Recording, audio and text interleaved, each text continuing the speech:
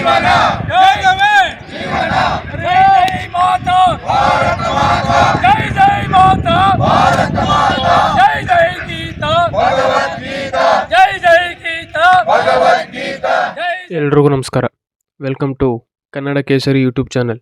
ಗುರು ಶ್ರೀ ಪತಂಜಲಿ ಯೋಗ ಶಿಕ್ಷಣ ಸಮಿತಿಯಿಂದ ಮೀನಗುಂದಿ ಮಲೆರಂಗನಾಥ ಸ್ವಾಮಿ ಬೆಟ್ಟಕ್ಕೆ ಚಾರಣ ಕಾರ್ಯಕ್ರಮ ಇತ್ತು. ಅಲ್ಲಿ ಡಾಕ್ಟರ್ GK ಜಯರಾಮ್ ಸರ್ ಅವರು ಯೋಗಾಸನದಿಂದ ಗುಣಪಡಿಸುವಂತಹ ರೋಗಗಳ ಬಗ್ಗೆ ತುಂಬ ಚೆನ್ನಾಗಿ ಹೇಳಿದ್ರು. ಆ ವಿಡಿಯೋನ ಇವತ್ತು ನಿಮ್ಗೆ ತೋರಿಸ್ತಾ ಇದ್ದೀನಿ. ಸೊ ಎಲ್ಲೂ ಸ್ಕಿಪ್ ಮಾಡದೆ ಪೂರ್ತಿಯಾಗಿ ವಾಚ್ ಮಾಡಿ. ಹಾಗೆ ನಮ್ಮ ಚಾನಲ್ ಸಬ್ಸ್ಕ್ರೈಬ್ ಆಗಿ ಸಪೋರ್ಟ್ ಮಾಡಿ. Let's start the video.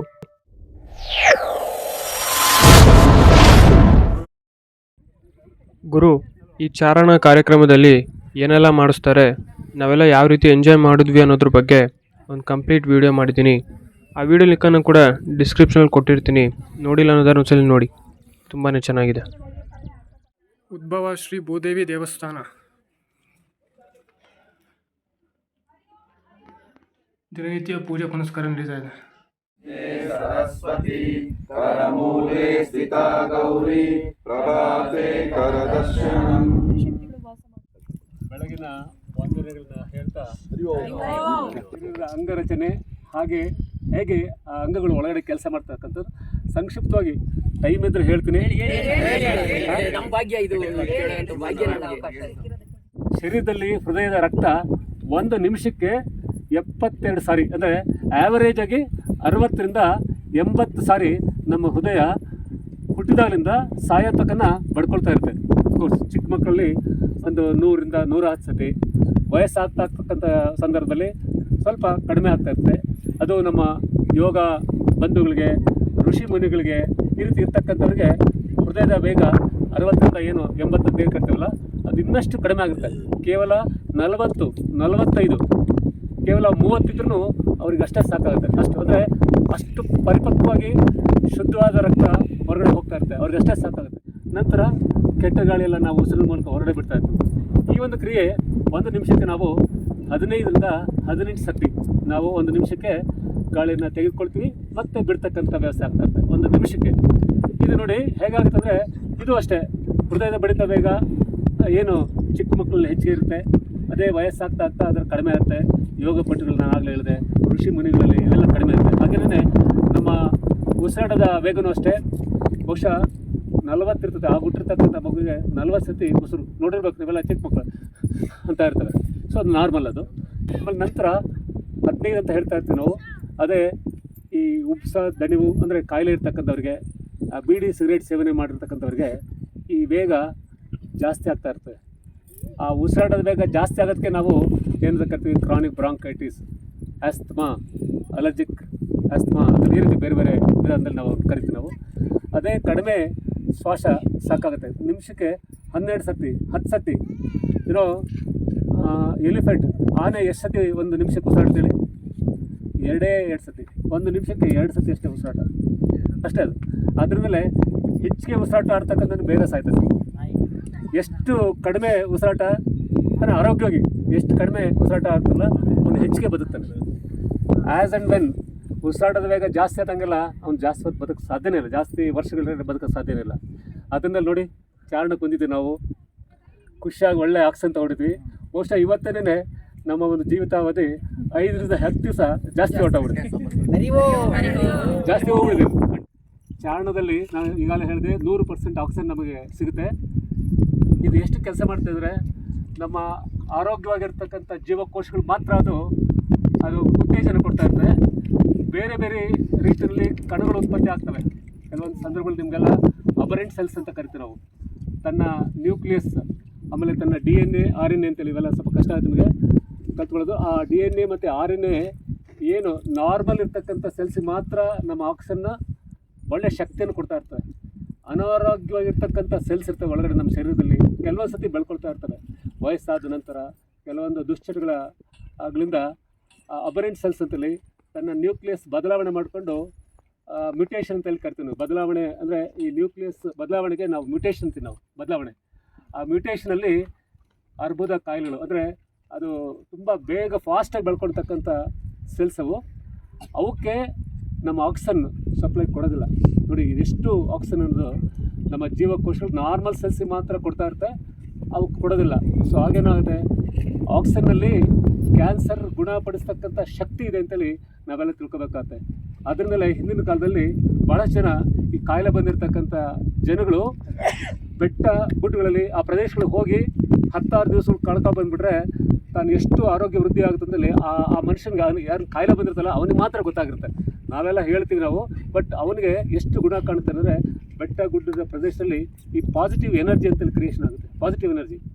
So negative energy ನಮ್ಮ ಶರೀರದಲ್ಲಿ ಇರ್ತಕ್ಕಂಥ ಎಲ್ಲ ಹೋಗಿ ಪಾಸಿಟಿವ್ ಎನರ್ಜಿ ಅಲ್ಲಿ ಉತ್ಪತ್ತಿ ಆಗ್ತಕ್ಕಂಥ ವ್ಯವಸ್ಥೆ ಆಗ್ತಾರೆ. ಅದರಲ್ಲೇ ಹಿಂದಿನ ಕಾಲದಲ್ಲಿ ಎಲ್ಲ ಕಡೆ ಎಲ್ಲ ಆಸ್ಪತ್ರೆಗಳಿಗೆ ಹೋಗಿ ಎಲ್ಲೂ ಕಾಯಿಲೆ ವಾಸಿ ಆಗಿರೋದಿಲ್ಲ. ಹಿರಿಯರು ಹೇಳ್ತಾರೆ, ಇಲ್ಲಪ್ಪ ನೀನು ಹೋಗಿ ಇಂಥ ಪ್ರದೇಶಗಳಿಗೆ ಹೋಗ್ಬಿಟ್ಟು ಒಂದು 15 ದಿವಸ ಅಲ್ಲಿ ಇತ್ಕೊಂಡು ಬಾರಪ್ಪ ಅಂತ ಹೇಳ್ತಾರೆ. ಎಷ್ಟು ಗುಣಮುಖ ಆಗಿರ್ತಾನೆ ಅಂದರೆ ಬಹುಶಃ ಅದು ಊಹಿಸ್ಕೊಳ್ಳೋಕ್ಕೆ ಆಗಲ್ಲ. ಸೊ ಅದರಿಂದ ಈ ಒಂದು ಚಾರಣದಲ್ಲಿ ನೋಡಿ ನಾವೆಲ್ಲ ಬಂದಿದ್ದೀವಿ. ಅಟ್ಲೀಸ್ಟ್ ನಮ್ಮಲ್ಲಿ ಇರ್ತಕ್ಕಂಥ ಜೀವಕೋಶಕ್ಕೆ ಒಳ್ಳೆ ಆಕ್ಸಿಜನ್ ನಾವು ಕೊಟ್ಟಿದ್ದೀವಿ, ಒಳ್ಳೆ ಆಕ್ಸಿಜನ್ ಕೊಟ್ಟಿದ್ರು ನಾವು. ಸೊ ನಮ್ಮಲ್ಲಿರ್ತಕ್ಕಂಥ ಅನಾರೋಗ್ಯ ಇರ್ತಕ್ಕಂಥ ಸೆಲ್ಸ್ ಎಲ್ಲ ಸತ್ತೋಗ್ತವೆ, ಡೆಫಿನೆಟಾಗಿ ಸತ್ತೋಗ್ತವೆ. ಕ್ಯಾನ್ಸರೇ ಗುಣಪಡಿಸ್ತಕ್ಕಂಥ ಶಕ್ತಿ ನಮ್ಮ ಆಕ್ಸಿಜನ್ಗೆ ಇರ್ಬೇಕಾದ್ರೆ ಈ ಒಂದು ಪ್ರದೇಶದಲ್ಲಿ ನಾವು ಆಗಾಗ್ಗೆ, ಯಾಕಂದರೆ ನಾವು ಎಷ್ಟೋ 6 ತಿಂಗಳಿಗೋ 3 ತಿಂಗಳಿಗೋ ಬೇಡ. ಸೊ ನಮ್ಮ ಪ್ರಕಾಶರು ಈಗ ಬರ್ತಾ ಹೇಳ್ತೇವೆ, ಪ್ರತಿ ತಿಂಗಳು ನಾವು ಈ ರೀತಿ ಒಂದೊಂದು ಚಾರಣವನ್ನು ಮಾಡಿದಾಗ ಬೂಸ್ಟಪ್, ನಮ್ಮ ಎನರ್ಜಿ ಬೂಸ್ಟ್ ಆಗುತ್ತೆ. ಜೀವನವೇ ಯೋಗ. ನಾವು ನಮ್ಮ ಜೀವನದಲ್ಲಿ ಆರೋಗ್ಯ ಇರಬೇಕು ಅಂತಂದರೆ ಸಾತ್ವಿಕ ಆಹಾರವನ್ನು ಸೇವನೆ ಮಾಡಬೇಕು. ಸಾತ್ವಿಕ ಆಹಾರ ಅಂದರೆ ಸತ್ವಯುತವಾದಂಥ ಆಹಾರ, ಅಸತ್ವಯುತ ಆಹಾರ ಅಂದರೆ ಜೀವ ಇರೋ ಆಹಾರ. ಜೀವ ಇರುವ ಮನುಷ್ಯ ಜೀವ ಇರುವಂಥ ಆಹಾರ ತಿನ್ನಬೇಕು. ಜೀವ ಇರುವಂಥ ಆಹಾರಗಳು ಹಸಿ ತರಕಾರಿಗಳು, ಮೊಳಕೆ ಕಾಳುಗಳು, ಸೊಪ್ಪುಗಳು, ಇವೆಲ್ಲವೂ ಕೂಡ ಹಣ್ಣುಗಳು, ಇವೆಲ್ಲ ಜೀವ ಇರುವಂಥ ಆಹಾರಗಳು. ಈ ಜೀವ ಇರುವಂಥ ಆಹಾರವನ್ನು ತಿಂದಾಗ ಮನುಷ್ಯನಿಗೆ ಆರೋಗ್ಯ, ಆಯಸ್ಸು, ನೆಮ್ಮದಿ ಎಲ್ಲವೂ ದೊರೆಯುತ್ತೆ. ಜೀವ ಇಲ್ಲದ ಆಹಾರಗಳನ್ನು, ಸತ್ವ ಇಲ್ಲದ ಆಹಾರವನ್ನು ಸೇವಿಸಿದರೆ ನಾವು ಕೂಡ ಸತ್ತು ಹೋಗ್ತೀವಿ. ಅಂದರೆ ಡೆಡ್ ಆಗಿರೋ ಆಹಾರವನ್ನು ಸೇವನೆ ಮಾಡಿದರೆ ನಾವು ಕೂಡ ಬೇಗ ಡೆಡ್ ಆಗ್ತೀವಿ. ಆದರೆ ನಾವು ದೀರ್ಘ ಆಯುಸ್ಸುಗಳಾಗಬೇಕು ಅಂದರೆ, ಆರೋಗ್ಯವಂತರಾಗಿ ಮಾಡಬೇಕು ಅಂದರೆ ಸತ್ವಯುತವಾದಂತಹ ಆಹಾರವನ್ನು ಸೇವಿಸಬೇಕು ಅಂತ ಎಲ್ಲರಲ್ಲಿ ಮನವಿ. ಅರಿವು ಸಾಲಿಡ್ ಫುಡ್ನ ನಾವು ನೀರಾಗಿ ಕುಡಿಬೇಕಂತೆ, ಲಿಕ್ವಿಡ್ನ ಸಾಲಿಡ್ ಆಗಿ ನುಗ್ಗಬೇಕಂತೆ. ಗೊತ್ತಾಯ್ತು ನಾನು ಹೇಳಿದ್ದು? ಅಂದರೆ ಗಟ್ಟಿ ಆಹಾರನ ಚೆನ್ನಾಗಿ ಅದನ್ನು ನೀರು ಥರ ಒಳಗಡೆ ಹೋಗಂಗೆ ನಾವು ನಿಧಾನ ತಿನ್ನಬೇಕು. ಆಹಾರವನ್ನು ಭಾಳಷ್ಟು ಎಷ್ಟು ನಿಧಾನ ತಿಂತಾರಲ್ಲ ಅಷ್ಟು ನಮ್ಮ ಆರೋಗ್ಯಕ್ಕೆ ಒಳ್ಳೆಯದು. ಈಟ್ ಅಂದರೆ ಸಾಲಿಡ್ಸ್ನ ಈಟ್ ಲೈಕ್ ಅಂದರೆ ಡ್ರಿಂಕ್ ಲೈಕ್ ಲಿಕ್ವಿಡ್ನ ಈಟ್ ಲೈಕ್ ಸಾಲಿಡ್. ನೋಡಿ ಎಷ್ಟು ಅರ್ಥ ಇದೆ. ನೀರನ್ನು ಎಷ್ಟು ಬೇಕಾದ್ರೂ ಕುಡಿಬೋದು, ಆಹಾರವನ್ನು ನಿಧಾನಕ್ಕೆ ತಿಂದು ಜೀರ್ಣ ಆಗಕ್ಕೆ ಬಿಡಬೇಕಂತೆ. ಒಂದು ಶರೀರ 2 ಅಂಗಾಂಶಗಳಿಂದ ರಚನೆ ಮಾಡಿರುತ್ತೆ. ಒಂದು ಗಟ್ಟಿಯಾದ ಅಂಗಾಂಶ ಅಂತಿತ್ತು, ಅವಕ್ಕೆ ಮೂಳೆಗಳು. ಗಟ್ಟಿಯಾದ ಅಂಗಾಂಶನೇ ಮೂಳೆ ಅಥವಾ ಅಸ್ಥಿ ಪಂಜರ ಅಂತ ಹೇಳಿ ಕರಿತೀವಿ. ಇನ್ನೊಂದು ಮೆತು ಅಂಗಾಂಶಗಳು, ಸಾಫ್ಟ್ ಆರ್ಗನ್ಸ್ ಅಂತ ಹೇಳಿ ಕರಿತೀವಿ. ಸಾಫ್ಟ್ ಮೆತು ಅಂಗಾಂಶ, ಇನ್ನೆಲ್ಲೂ ಮೆತು ಅಂಗಾಂಶಗಳು. ಮೂಳೆ ಬಿಟ್ಬಿಟ್ರೆ ಎಲ್ಲ ಮೆತು ಅಂಗಾಂಶಗಳು. ಈ ಗಟ್ಟಿಯಾದ ಅಂಗಾಂಶಗಳಂದರೆ ಅಸ್ಥಿ ಪಂಜರ. ಅಸ್ಥಿ ಪಂಜರದಿಂದ ಏನು ಪ್ರಯೋಜನ ನಮಗೆ? ಯಾಕೆ ಅಸ್ಥಿ ಪಂಜರ ಇರುತ್ತೆ ಅಂತಂದರೆ, ನಮ್ಮ ಶರೀರಕ್ಕೆ ಒಂದು ಆಕಾರವನ್ನು ಕೊಡುತ್ತೆ. It gives shape to the body. ಹೌದು, ಇದು ಪ್ರಾಣಿನೋ ಅಥವಾ ಮನುಷ್ಯನೋ ಇನ್ನೊಂದು ಅನ್ನೋಕ್ಕೆ ಅಸ್ಥಿ ಪಂಜರದ ಮೂಲಕನೇ ನಾವು ಸಾಕಷ್ಟು ಸತಿ ಏನು ಹೆಣ ಉಳಿತಾರೆ, ಎಕ್ಸಿಬಿಷನ್ ಮಾಡಿ ನಾವು ಇದು ಪ್ರಾಣಿನೋ ಮನುಷ್ಯನೋ ಮತ್ತೊಂದು ಏನು ಕಂಡುಹಿಡಿಯೋಕ್ಕೆ ಈ ಅಸ್ಥಿ ಪಂಜರದ ಮುಖಾಂತರನೇ ನಾವು ಕಂಡುಹಿಡಿಯೋದು. ಇದಕ್ಕೆ ಫಾರೆನ್ಸಿಕ್ ಮೆಡಿಸನ್ ಅಂತ ಕರಿತೀವಿ ನಾವು. ಫಾರೆನ್ಸಿಕ್ ಮೆಡಿಸನ್ ಎಲ್ಲೂ ಅಸ್ಥಿ ಪಂಜರದ ಮೂಲಕನೇ ಇದು ಈ ಮೂಳೆ ಅಂದರೆ ತಲೆ ಬುರುಡೆ, ಹೌದು ಇದು ಮನುಷ್ಯಂದೇ ಅಂತೇಳಿ ಹೇಳ್ಬೋದು. ಶರೀರಕ್ಕೆ ಒಳಗಡೆ ಇರ್ತಕ್ಕಂಥ ಮಾಂಸಖಂಡಗಳ ಲಗತ್ತನ್ನು ಕೊಡುತ್ತೆ, ಅಟ್ಯಾಚ್ಮೆಂಟ್ ಟು ದಿ ಮಸಲ್ಸ್. ಎಲ್ಲ ಮಸಲ್ಸು ನಮ್ಮ ಮೂಳೆಗಳ ಮುಖಾಂತರನೇ ಕೊಡುತ್ತೆ, attachment to the muscles.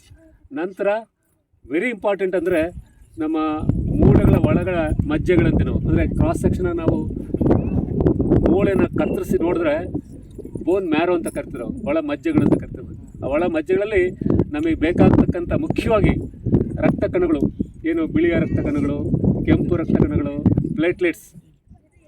So ಇವೆಲ್ಲವೂ ತಯಾರಾಗ್ತಕ್ಕಂಥ ಹಂಗೇ ನಮ್ಮ ಮೂಳೆಗಳ ಒಳ ಮಜ್ಜೆಗಳು. ಹೌದು, ಮೇಲಿಂದ ಕೆಳಗಡೆ ತೆಗೆದುಕೊಂಡ್ರೆ ನಮ್ಮ ತಲೆ ಬುರುಡೆ ಒಳಗಡೆ ಇರ್ತಕ್ಕಂಥ ಏನು ಮೆದುಳು ಬಹುಮುಖ್ಯವಾದ ಅಂಗ. ಇದು ಒಂಥರ ಡೆಲ್ಲಿ ಇದ್ದಂಗೆ.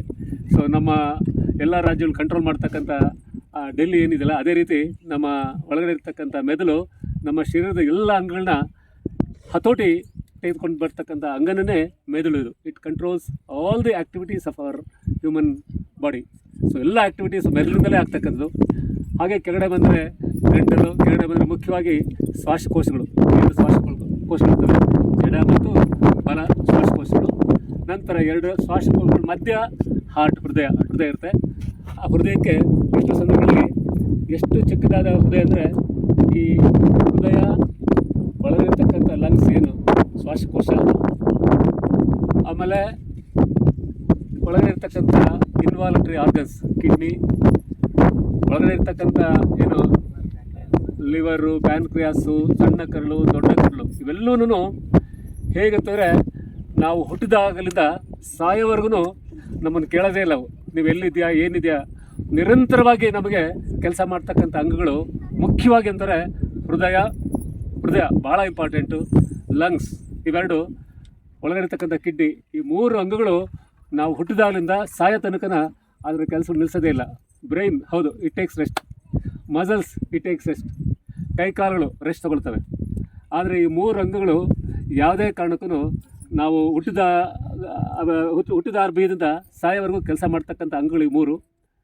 ಅದರಿಂದಲೇ ಈ 3 ಅಂಗಗಳಲ್ಲಿ ಯಾವುದೇ ಒಂದು ಅಡಚಣೆ ಉಂಟಾದಾಗ ಸಾವು ಆಗಲೇ ಆಗುತ್ತೆ. ಸೊ ಅದರಿಂದ ಏನು ನಮ್ಮ ಯೋಗ ಮಾಡ್ತಕ್ಕಂಥ ಸಂದರ್ಭದಲ್ಲಿ ಈ 3ಕ್ಕೂ ಚೈತನ್ಯ ಕೊಡ್ತಕ್ಕಂಥ ವ್ಯವಸ್ಥೆ ಅಂದರೆ ನಮ್ಮ ಯೋಗ, ಮುಖ್ಯವಾಗಿ ಪ್ರಾಣಾಯಾಮಗಳು. ಪ್ರಾಣಕ್ಕೆ ಶಕ್ತಿ ಕೊಡ್ತಕ್ಕಂಥ ವ್ಯವಸ್ಥೆನೇ ಪ್ರಾಣಾಯಾಮ.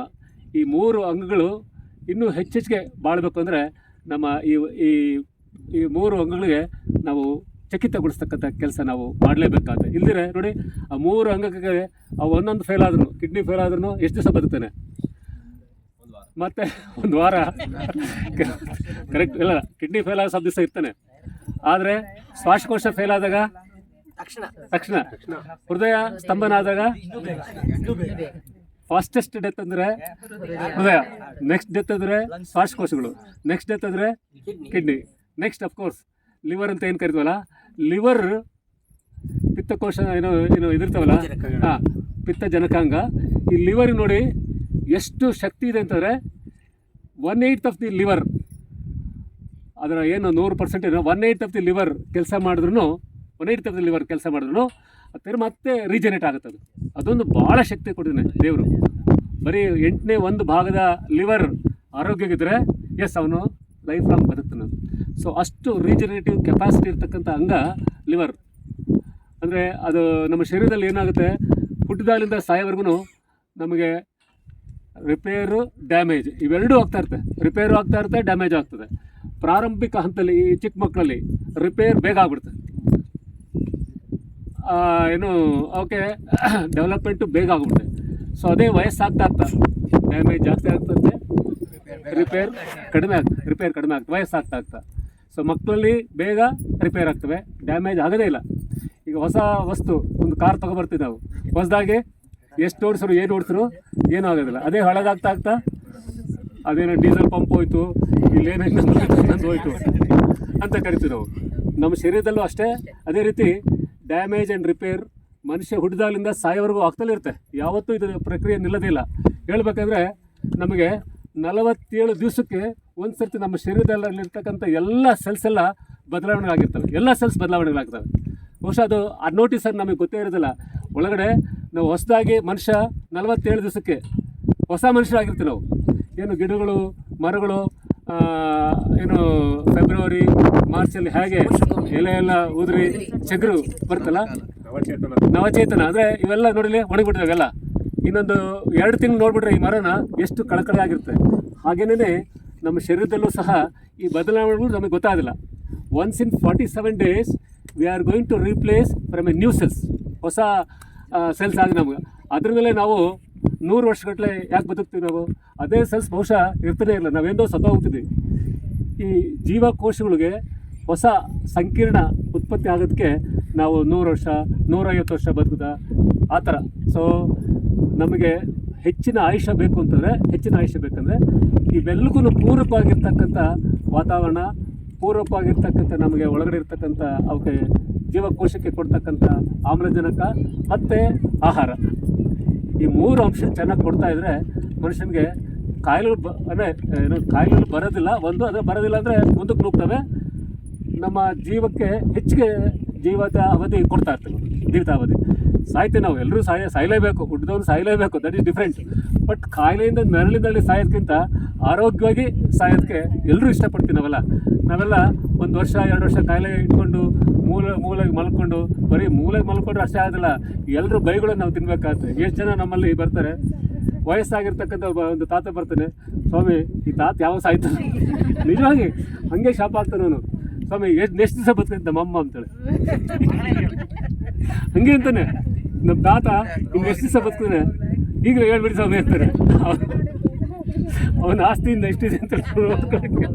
ಸೊ ಹೀಗೆ ಅದರಿಂದಲೇ ನಾವು ಆದಷ್ಟು ಮಟ್ಟಿಗೆ ಜೀವಿತಾವಧಿನಲ್ಲಿ ಒಳ್ಳೆಯ ಕಾರ್ಯಕ್ರಮಗಳನ್ನ ರೂಪಿಸಿ ಈ ರೀತಿ ಏನು ಉಚಿತವಾಗಿ ಅಂತ ಏನು ಕರಿತೀವಲ್ಲ, ಈ ಉಚಿತ ಅಂದರೆ ನಮ್ಮ ದೇಶದಲ್ಲಿ ನೋಡಿ, ನೀವೇ ಸಂಪಾದನೆ ಮಾಡೋದಕ್ಕಿಂತ ಉಚಿತವಾಗಿ 10 ರೂಪಾಯಿ ನಮಗೆ ಕೊಟ್ಟರೆ ಎಷ್ಟೋ ಖುಷಿ ಬರುತ್ತೆ. ನೋಡ್ದಲ್ಲ ಗುರು, ಯೋಗಾಸನದ ಬಗ್ಗೆ, ಯೋಗ ಶಿಕ್ಷಣದಿಂದ ಆಗುವಂತಹ ಪ್ರಯೋಜನಗಳ ಬಗ್ಗೆ ಡಾಕ್ಟರ್ JK ಜಯರಾಮ್ ಸರ್ ಅವರು ತುಂಬ ಚೆನ್ನಾಗಿ ಹೇಳಿದರು. ಅವ್ರಿಗೆ ನಮ್ಮೆಲ್ಲರ ಕಡೆಯಿಂದ ಥ್ಯಾಂಕ್ಸ್ ಹೇಳ್ತಾ ಇದ್ದೀನಿ. ಸೊ ನೀವು ಕೂಡ ಈ ಫ್ರೀ ಯೋಗ ಕ್ಲಾಸಸ್ಗೆ ಸೇರಿ ನಿಮ್ಮ ಆರೋಗ್ಯನ ಕಾಪಾಡ್ಕೊಳ್ಳಿ. ಶ್ರೀ ಪತಂಜಲಿ ಯೋಗ ಶಿಕ್ಷಣ ಸಮಿತಿಯಿಂದ ಫ್ರೀಯಾಗಿ ತರಬೇತಿ ಕೊಡ್ತಾರೆ. ಸೊ ನೋಡ್ದಲ್ಲ ಗುರು, ಇದು ಇವತ್ತಿನ ವಿಡಿಯೋ.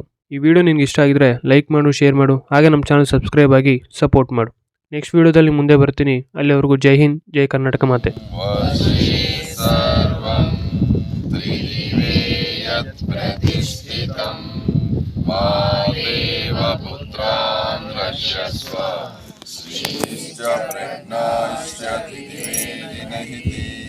ಓ